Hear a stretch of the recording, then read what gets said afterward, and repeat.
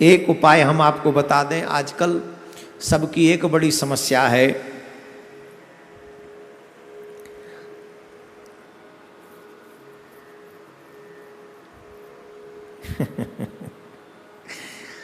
उपाय बताऊं? अभी तो पत्नी पति से वियोग करवा रहा था, अब आपको एक साथ रहने का उपाय बता रहा हूं। जितने भी धर्मपरायण पति पत्नी हैं, आपके बीच में कभी लड़ाई न हो, ऐसा छोटा छोटा एक दो प्रयोग कर लीजिए। सुनेंगे कि नहीं सुनाऊं? जिन पति पत्नी में आपस में बीच में कभी कभी झगड़ा होता है वो सुने, जिनमें छोटी छोटी लड़ाइयाँ होती हैं वो सुने, जिनमें एक दूसरे की बात को सुनने की क्षमता नहीं होती है वो सुने।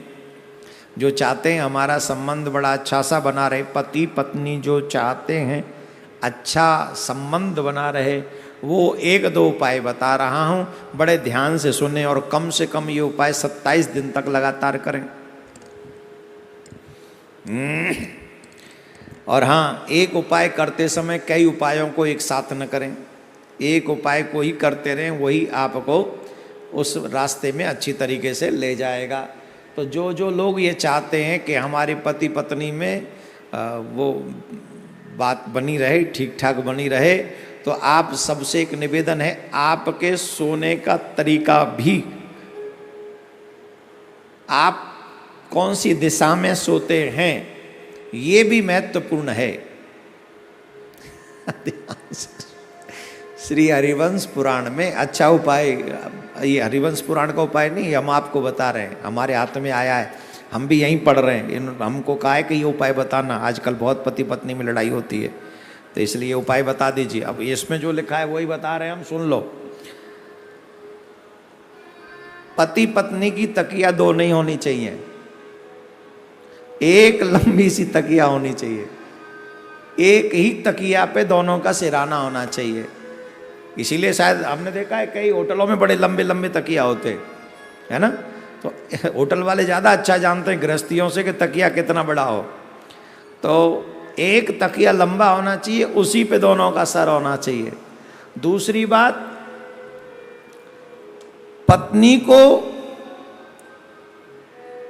को पति के बाईं ओर सोना चाहिए, दाईं ओर नहीं, लेफ्ट हैंड साइड पत्नी को, और वाम भाग ही है पत्नी का। हमारे शास्त्रों में वामांगी कहते हैं, वाम भाग में। आप जहां भी जाएंगे भगवान के युगल सरकार के दर्शन करेंगे तो किशोरी जी वाम भाग में ही है। इसीलिए पत्नी को बैठना भी वाम भाग में चाहिए, लेटना भी वाम भाग में चाहिए, और ज्यादातर वाम भाग में रहे। राइट हैंड साइड से पूजा में होती, ये ध्यान रखें।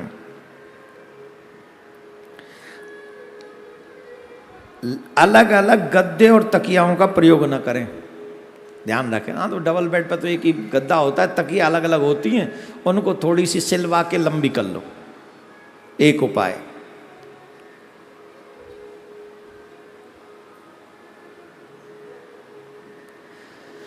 जिस कमरे में, मीन्स बेडरूम में आप लोग जो सोते हैं, दूसरा उपाय, जिस बेडरूम में आप लोग सोते हैं उस कमरे का रंग या तो हल्का गुलाबी रखें या हल्का हरा। कभी भी शयन कक्ष में गाढ़े रंग का प्रयोग न करें। जो गहरे रंग होते हैं, शयन कक्ष में गहरे रंग का प्रयोग न करें, गाढ़े रंग का प्रयोग न करें। या तो हल्का सा गुलाबी हो अथवा हल्का सा हरा होना चाहिए। पीले रंग या इससे मिलते जुलते रंगों का प्रयोग सोने के कमरे में कभी भी न करें। कौन से?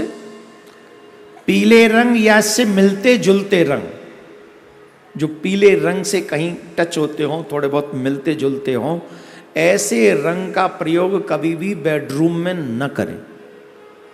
जिस रूम में आप सोते हैं उस रूम में ऐसा रंग नहीं होना चाहिए।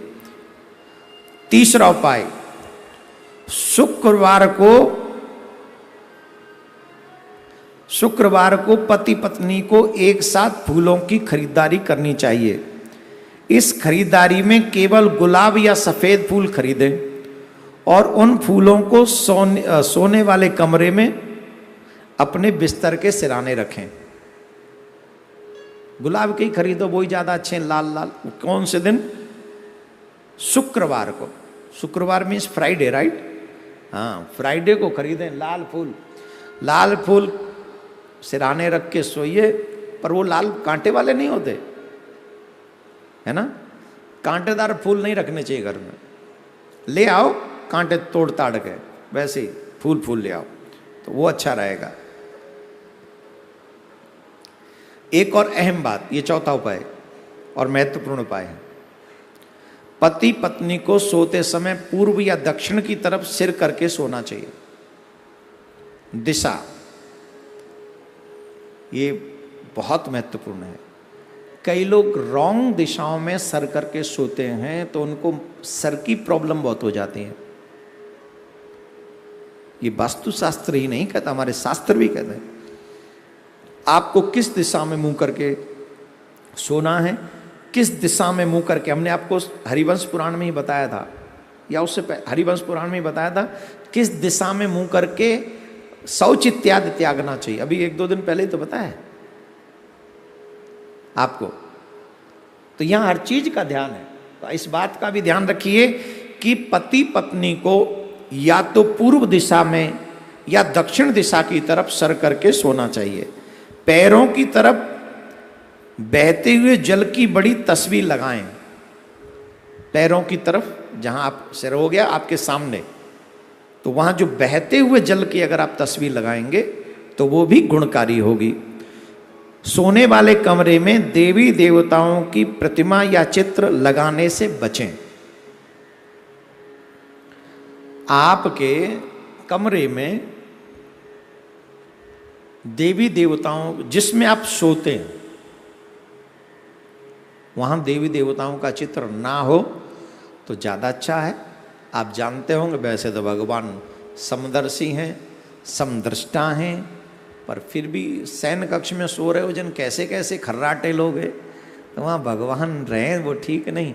भगवान को छोड़, ऐसे आजकल तो मोबाइल में जब दर्शन करना हो तब कर लो, तो इसलिए वो उससे बचे। ये कुछ उपाय मुझे बताए गए, अभी और भी हैं उपाय तो, हाँ ये रहे, और 2 उपाय और हैं। बताऊं कि छोड़ूं? समय तो हो गया, बता दूं कि छोड़ दूं? हाँ, फ्री में मिल रहे हैं, कौन सी दक्षिणा देनी पड़ रही।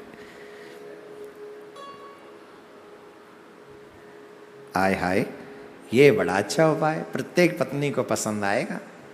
पत्नी तो कह रहे होंगे महाराज ये उपाय पहले नंबर पे रखना चाहिए था आपको, उपाय बड़ा अच्छा है। ये भी शुक्रवार वाले दिन हल्की सुगंध वाला परफ्यूम, इत्र पति को खरीदना चाहिए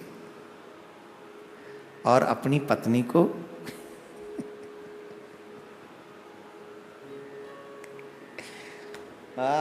गिफ्ट करना चाहिए, और दोनों जाके ले आए तो ज़्यादा अच्छा है।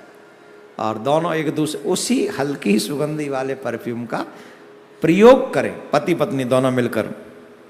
हाँ, एक सावधानी रखें, तीखी सुगंधी वाला कोई परफ्यूम अथवा इत्र न खरीदे। ये कई महाराज इतना भयंकर लगा लेते हैं, हम तो लगाते नहीं कसम से। कई लोग तो पूजा करते समय जब आरती करते हैं ना, भागवत भगवान की है आरती, और देवियों में से बड़े परफ्यूम की सुगंध मारती, बड़ी तेज मारती है, कसम से पूरा नाक हिला देती है। ये तो शुक्र हो कोरोना का कि आजकल ये मुचीका लगवा दिया, बड़ी तेज होती है एकदम। आज हम लगाते नहीं तो ज़्यादा चढ़ती है हमारे दिमाग में, तो इसलिए हल्की सुगंधी वाला परफ्यूम ही प्रयोग करना चाहिए पति पत्नी को।